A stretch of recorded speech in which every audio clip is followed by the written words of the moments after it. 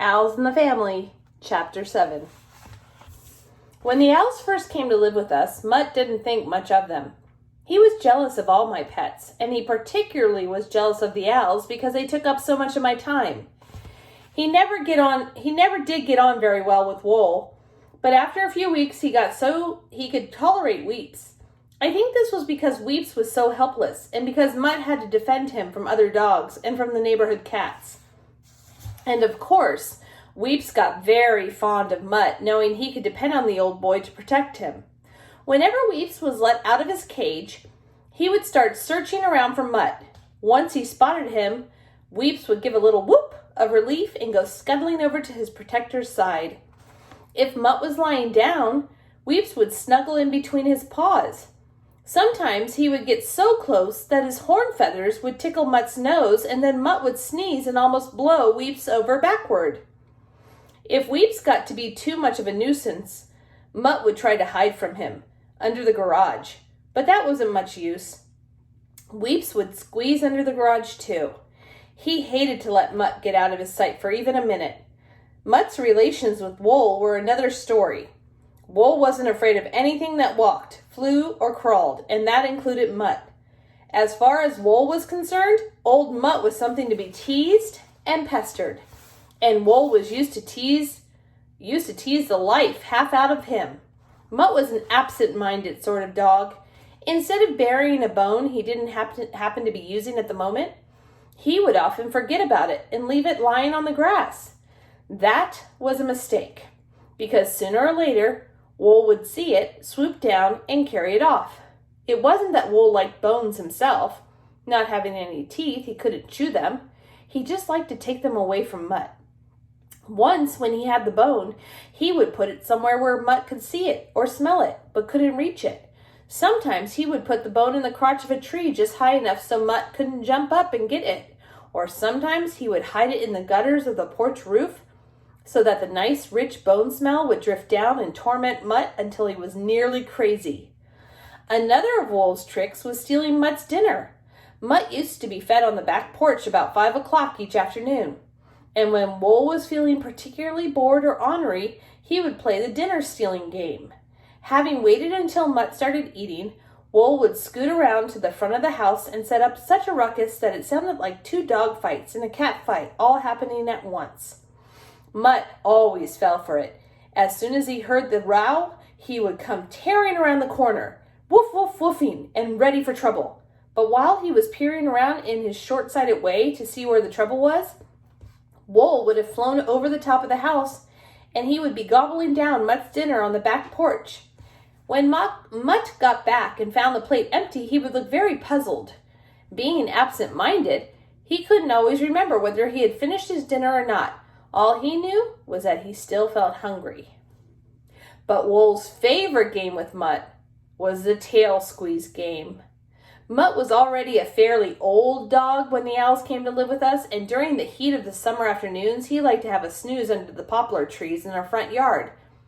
He had hollowed out a bed for himself in the moist earth beneath the trees where he could go lie in comfort until the sun started to go down and the air began to get a little cooler. Wool, on the other hand, never seemed to be asleep at all, although, according to the bird books, horned owls are supposed to sleep all day and hunt at night. Perhaps Wool never had read any of those books. He was just as active in the daytime as at night, and maybe more so. On summer days, when I was away, somewhere in there, were no kids around to play with, Wool would get bored. Well, that was usually when he would go play this tail squeeze game. After first making sure Mutt was really fast asleep, Wool would begin to stalk the old dog the way a cat will stalk a bird. He always did it on foot. I think because he felt it wouldn't be playing fair to use his wings. Starting from the front porch, Wool would sneak across the lawn, moving so slowly and carefully he hardly seemed to move at all. If Mutt happened to raise his head, he would see Wool standing stock still on the grass. Excuse me.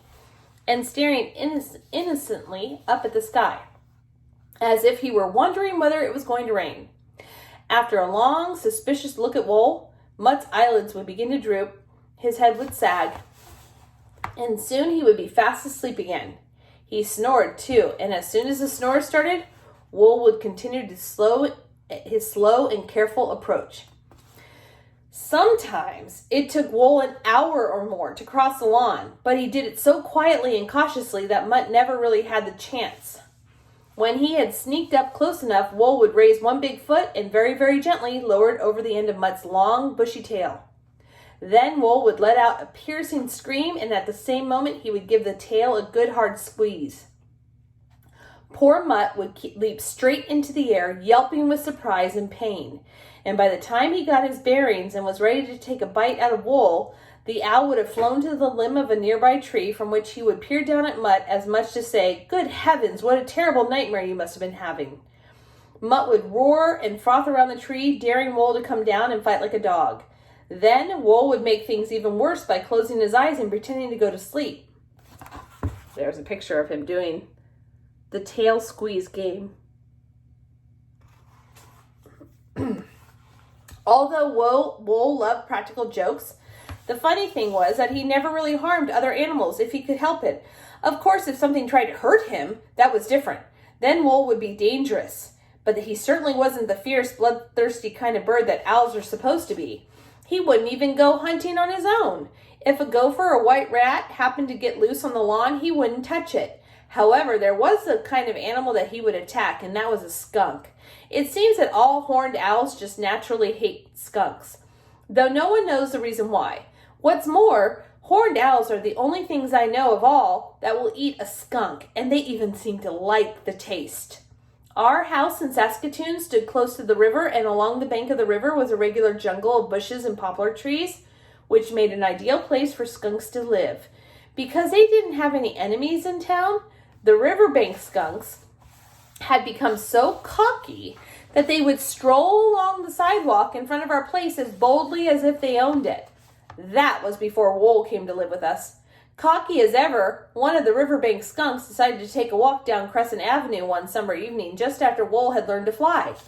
The skunk came strutting along the sidewalk, quite sure nothing in the world would dare to bother him. He ambled along, taking his own time until he got under the overhanging branches of our poplar trees. Mother and Dad and I were having dinner. The dining room windows were open because it had been such a hot day. All of a sudden, there was a great swoosh of wings, and there on the window sat Wool. Before any of us had time to move, he gave a leap and landed on the floor beside my chair. And he hadn't come empty-handed. Clutched in his talons was an enormous skunk.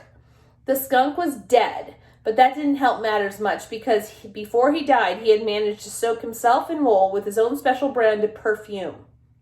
"Woo-hoo," Wool said proudly, which probably meant, "Hey, mind if I join you? I brought my supper with me." Nobody stopped to answer. We 3 people were already stampeding through the door of the dining room, coughing and choking. Wool had to eat his dinner by himself. It was 2 weeks before we could use the dining room again, and when Mother sent the rug and drapes to the cleaners, the man who owned the shop phoned her right back and wanted to know if she was trying to ruin him. Wool didn't smell so sweet either, but he couldn't understand why he was so unpopular all of a sudden. His feelings must have been hurt by the way everybody kept trying to avoid him. After 2 or 3 days, when even I wouldn't go near him or let him come near me, he became very unhappy. Then an idea must have come into his funny head. He must have decided we were mad at him because he hadn't shared his skunk with us. So one day, he went down to the riverbank and caught a second skunk and brought it home to us. By this time, he was so soaked in skunk oil that you could smell him a block away. Some of our neighbors complained about it, and so finally my father had to give Wool a bath and about a gallon of tomato juice. Tomato juice is the only thing that will wash away the smell of a skunk. Poor Wool. By the time Dad was through with him, he looked like a rag mop that had been dipped in ketchup. But he got the idea, and he never, ever again brought his skunks home to us. That was the end of chapter 7. Next comes chapter 8.